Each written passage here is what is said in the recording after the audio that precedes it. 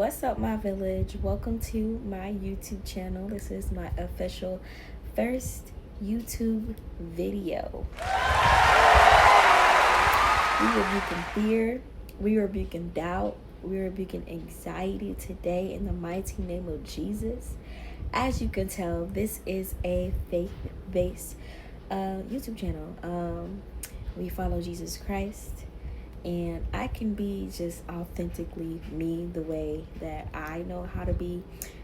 I am here to share my journey with God as a mother, a young mother, a newly single mom at that. That is still a little bit fresh. I will share my journey with that as soon as the Lord releases me to. But yes, my name is Maya Marshae, and I am 25 years old. And of course, I just told you I am a newly young single mom. Well, I say young, I'm 25 years old. Girl. But this is real, raw motherhood, faith, journey, beauty, just life. Life is messy, but we doing it together because you're my village. So thank you for joining. Don't forget to like, comment, and subscribe. As you can tell by the title today, we are going to be talking about how God guided me through my journey with my baby boy. This is my fourth child, and I am here to tell you how God helped me, spoke with me through this journey, and also my support team, my mom, how she was there with me every step of the way. He just showed up. When I say he, as in God showed up in a way I did not expect for him to show up. I'm just gonna go ahead and start before I touch a little bit too early on that topic, okay? So I have my iPad right here. And if you see me looking away, I'm just gonna be looking at my little notes that I put, just so that my mind doesn't go X, Y, Z, A, B, C, D. You know, those with ADHD. Yeah, you get me. So, so boom. This is, of course, like I told you, my fourth baby.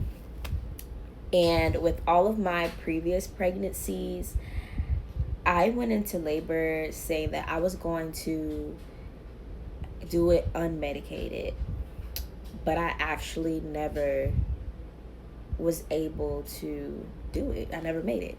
It is what it is. Like, the labor contractions are terrible, and once you get into transition, it gets intense.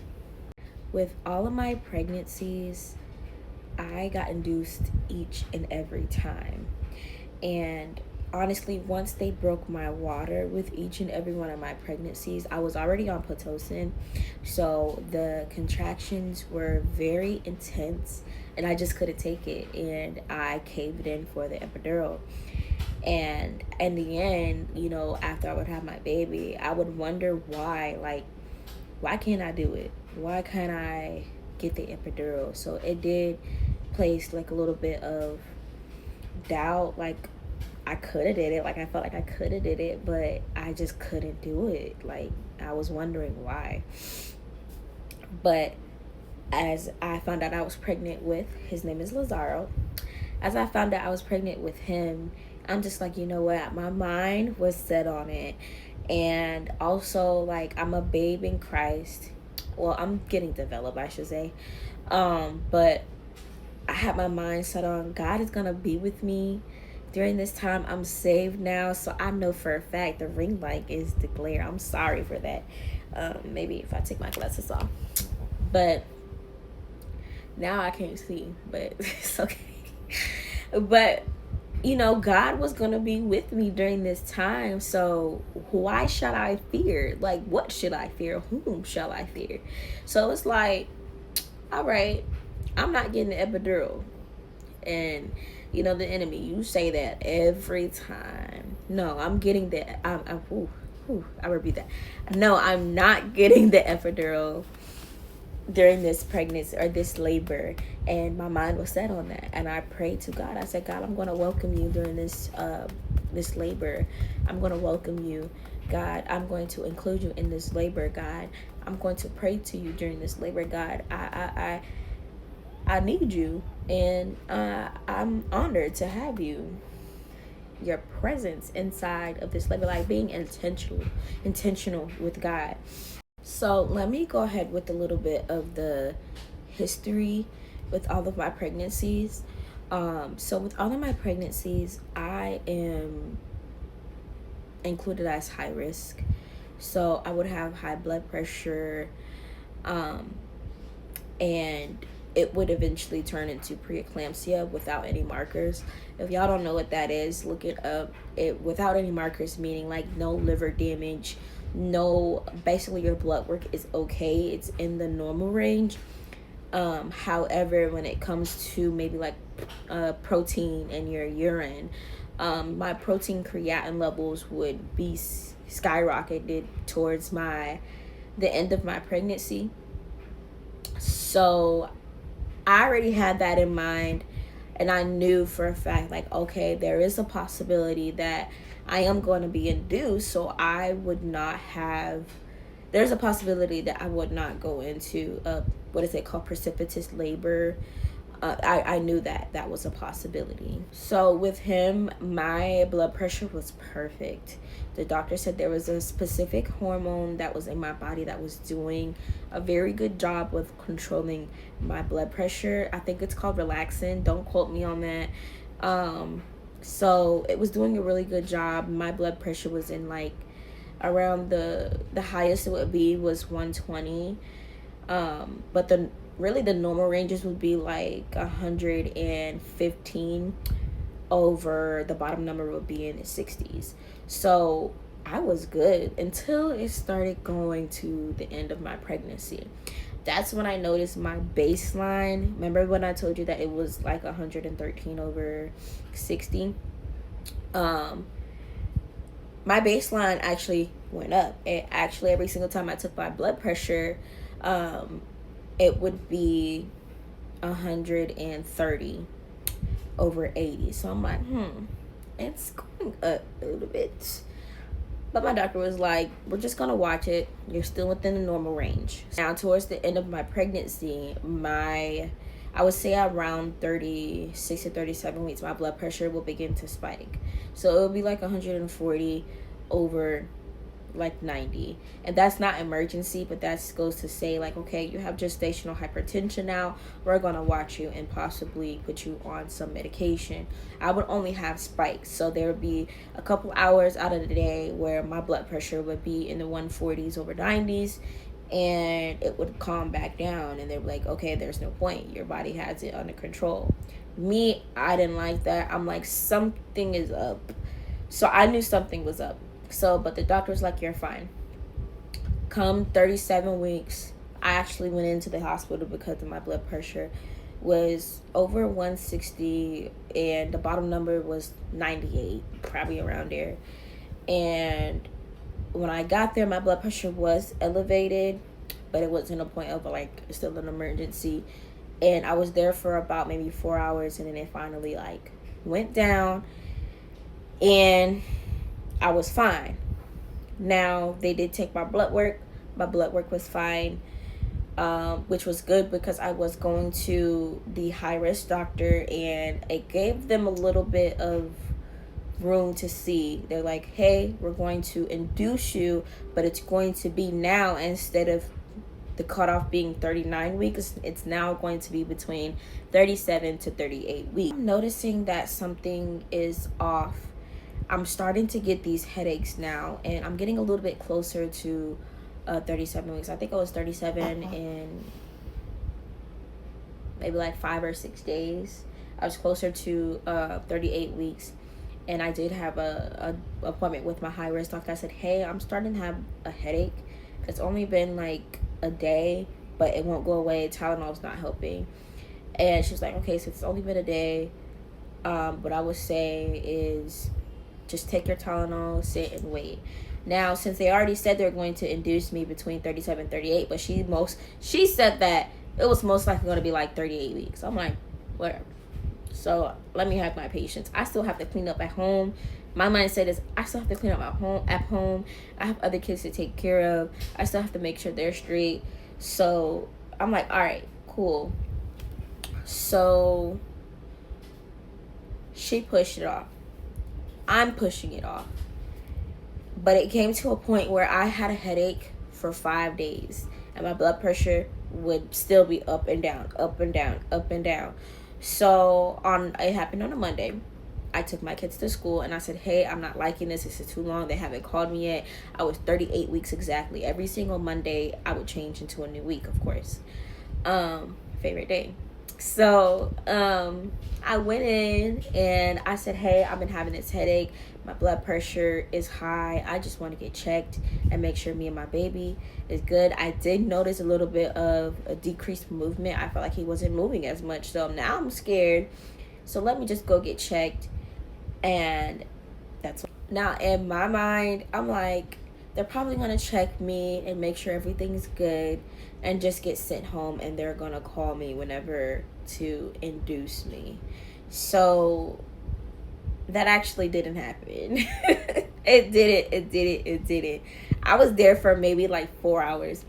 They took my pee and they took my blood. Mind you, I did pack up everything in the car just in case. I had his car seat. I had my bag, his bag. So I'm like, okay, just in case. Let's see. I still did not expect it. But I get there and the hospital is so packed. Like I said, I was there for 4 hours. There's pregnant women and the labor and delivery triage. There's so many pregnant women. So I'm like, I'm going to be here for a long time. Again, there for 4 hours before they even did anything or checked my blood or anything. So during the time, I still have a banging headache. I did take Tylenol before I left. And they finally ran my labs after 4 hours. And I guess my protein and creatinine levels was way too high. I think they're at 2,000. And I had the nurse manager come into my room and was like, you're not going home. You're getting induced today. You're having the baby today. So call whoever you need to call.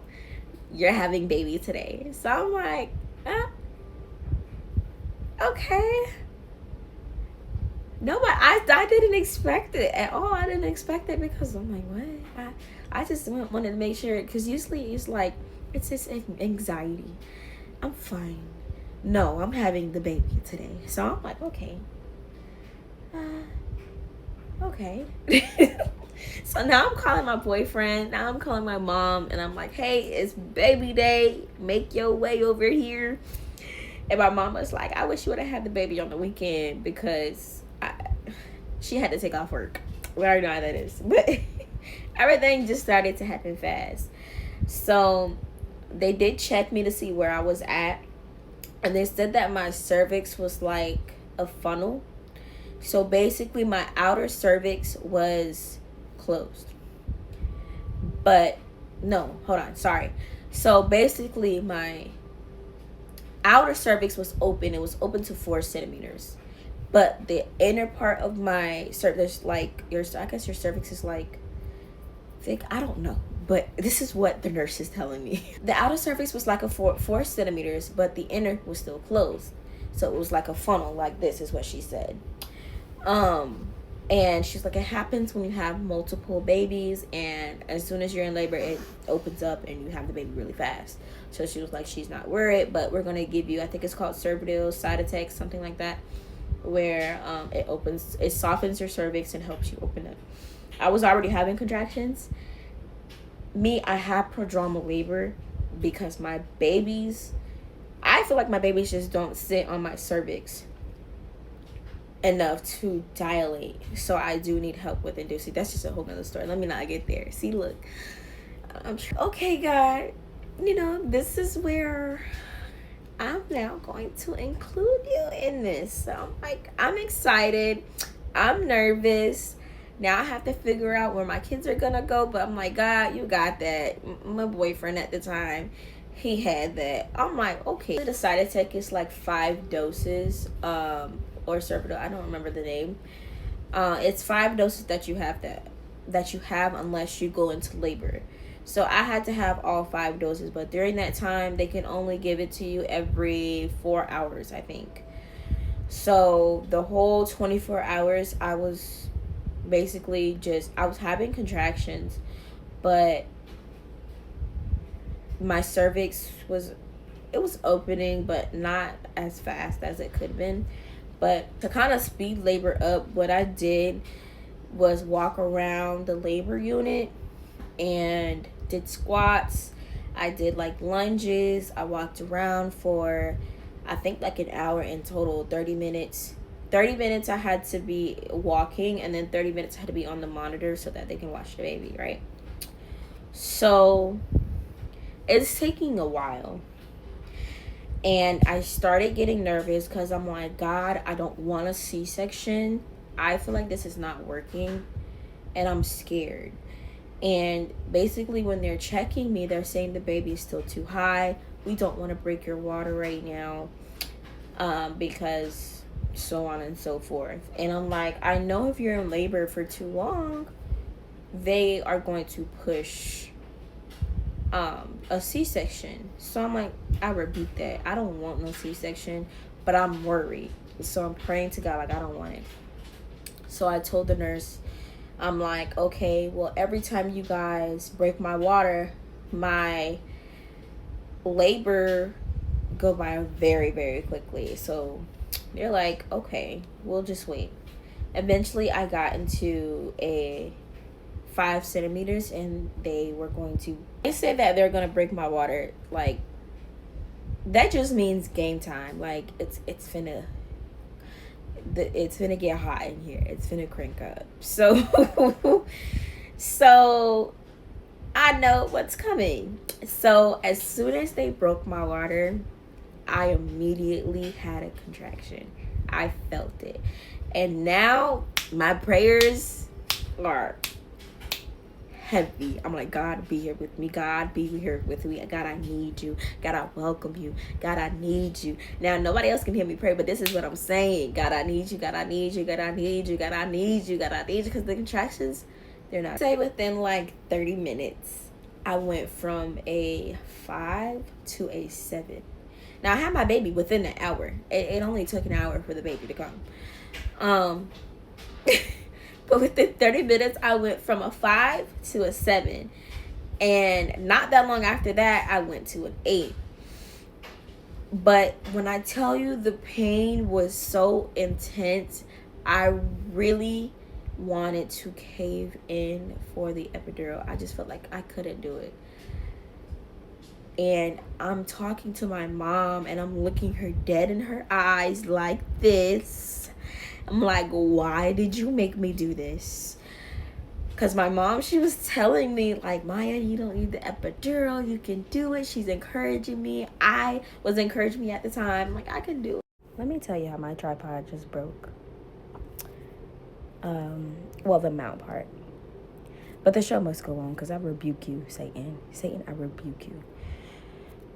Anyway, I don't remember what part I was at, but I just know the pain was very, very intense. I was asking my mom, like, why did you encourage me? Why did you say that I can do this? And when it came down to it, I felt like I could not do it. Like you know that I'm weak. You know that with all other 3 of my children, I got the epidural. Why did you tell me that I can do this? And that in itself is crazy to say about myself during that time, or to think about. But God still moved. He did. I didn't want anybody talking to me. I put on some soaking music, and I just prayed. I prayed in my head. I prayed out loud. I just asked God for strength. And I did cave. And I told the nurse, hey, I need the epidural. Oh, my baby's waking up. Oh, I'm sorry. I'm sorry.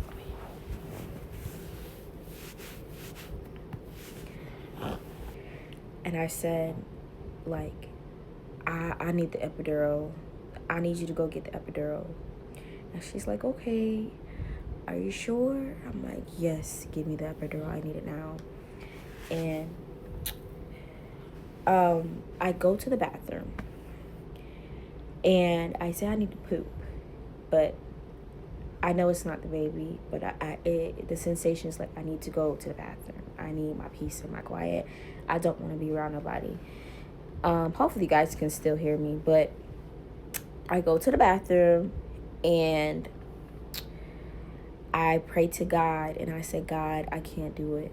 I'm disappointed in myself at the same time because I said that I could do it. I said, God, that you with me. You know, I can do it. But I told God, I said, God, I know that you're with me, but I can't do it. It's too intense. It's too hard. It's too painful right now. I can't do it. So I said, God, I can't do it. I can't do it. And I heard the Holy Spirit during that time. And I heard the Holy Spirit say, you're in transition. And I said, okay, but I can't do it. And in that, I know the baby is coming soon, because when you're in transition, that means your baby can come. Your baby's coming down, and your baby can come at any second. Like your baby's on the way. And I'm saying, like, I can't do it. I can't do it. Like, the only thing that's coming out of my mouth is I can't do it. But my body's doing it at the same time. But I still cave in. I don't care. Oh my gosh. Oh, at that time, I didn't know that I was even 8 centimeters at the time. So, I mean, like, you have 2 centimeters to go. I still caved in for the epidural. I did. There's no, I did. But I told them I needed it. I told them I can't do this no more. I told them I needed it. And they told me that the anesthesiologist is in surgery. And all they said was that it's going to take 30 minutes. You're going to get the fluids. And they're going to come with the epidural. It's going to be fast. I kid you not. During that time, the contractions are so intense. I'm groaning now. And I caved in and I asked for the nurse for, like, some medication to go on my IV. That calmed me way down, because before that I was screaming, moaning. But the medicine, I don't know what it's called. She gave me the medicine. It calmed me down. The pain was still intense, but I was able to just gather my thoughts a little bit, as much as I can when you're in active labor. But as soon as, like, the medication starts to wear off, she tells me, oh, they didn't do any blood work today. I've been in the hospital now for 2 days. They said, they didn't do any blood work on you today, so we have to draw your blood. No. It was, I'm sorry, my brain is all over the place. It's postpartum brain. It was actually after she gave me the medication. I'm high. I'm high at this point. And she tells me, oh, we have to take your blood work. They didn't take your blood, and that's going to take even longer. I don't want to hear that when I'm 8 centimeters and I said that I want an epidural. So you see, God still working in this. You see, God still working in this. But in my mind, I'm like, oh, no, I need it. What you mean? I told y'all to have it on standby so that I can get it if I want it. This word. Because how you say you gonna do it all natural, but you still want it on standby. There's nothing wrong with that. But at the same time, it's my mindset. So I'm like, I told y'all to have it on standby. And y'all telling me it's going to be delayed because you guys haven't done the blood work? I said, I was so mad. I said, this gotta be a dream because I'm sorry. It's so funny, like, talking back. I said, this gotta be a dream. Like, this gotta be a movie. There's no way this is my life right now. I'm in the most terrible pain that I could be in. I'm in labor. And y'all are telling me I can't get the epidural right now. I'm still high in my mind, and in my head, I'm cussing. Outside, I'm just pissed. Like, you can feel my energy. I'm upset, but I'm still listening to my soaking music. All you hear out of my mouth is like, it gotta be a dream. I'm sorry. So I'm at 8 centimeters. My mom is telling me, Maya, you don't need the epidural. You're almost there. Me being active labor, that's why it's good to have somebody who is support, like somebody who can be your support, because when you're in labor, you're not in your right mind. You're in too much pain to think. You're in too much pain to do anything, be coherent. No, like, my mom was there. She was talking to the nurse for me, not my boyfriend, my mom. So my mom's telling me, you can do it. I told her, no, I can't do it, mama. I can't. This is I'm sorry, this is funny. Let me stop. But I just felt like I was at my limit. I couldn't do it. And they finally come in and do the epidural. And at this point, I'm feeling so much pressure that I have to push. And it's feeling like I have to push. And I'm telling the nurse, because this is my first time going completely natural and getting this far natural. With, of course, medication, but with no epidural. So I don't know the true feeling of when the baby's gonna come, because I had an epidural all times. They just checked me and said, oh, you're 10, time to push. This time is different. I said, I feel like I have to push. She was like, is it pressure or is it the baby's head? I tell her, I don't know. So I'm like, I don't know. So they come in, they do the epidural, they come in and they're prepping for the epidural. And they tell me to sit down, and I really feel like me, because I was up walking around in my room. They gave me the freedom to walk around and do whatever, bounce the ball, do the peanut ball, whatever, so on and so forth. And they told me I needed to sit down on my butt.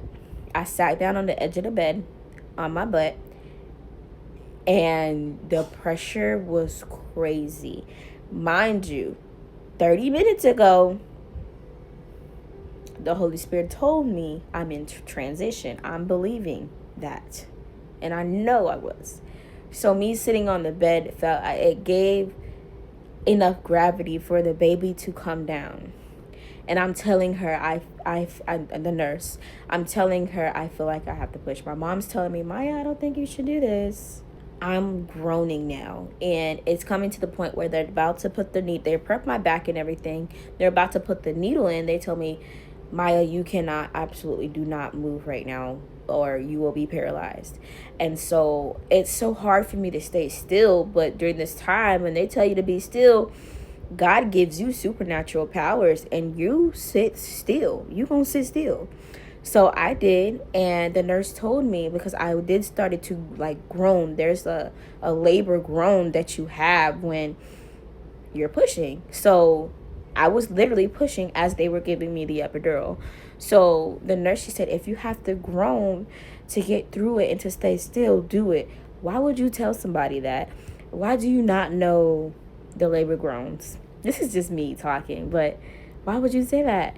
So they take out the needle. They're like, okay, Maya, we're going to go ahead and do the test dose. So I'm like, okay. And now the next contraction comes. And I'm groaning again during this contraction. And I'm pushing. I kid you not. I felt the baby's head come out as they were giving the test dose. I don't know if they gave it, to be honest, because I felt everything. And I felt the baby head come out. I felt absolutely everything. And I said, he's coming, to the nurse. And the anesthesiologist, she backed up. She said, okay, you can move back. Like, she didn't say that, but she said, okay. And I jumped back. And opened my legs. The head was out. The nurse, she said, "Oh, the head's out." She walked out to go get the doctor, and she didn't even get the chance to come back in. I pushed the baby out, and 2 pushes. I did have a 2nd-degree tear. Don't push that fast, or you will tear. Or you will tear.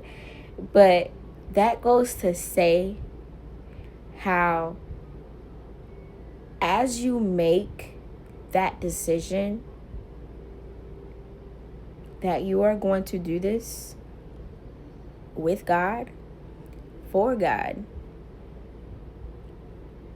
God will get the glory. Even though, my God, I decided to get the epidural.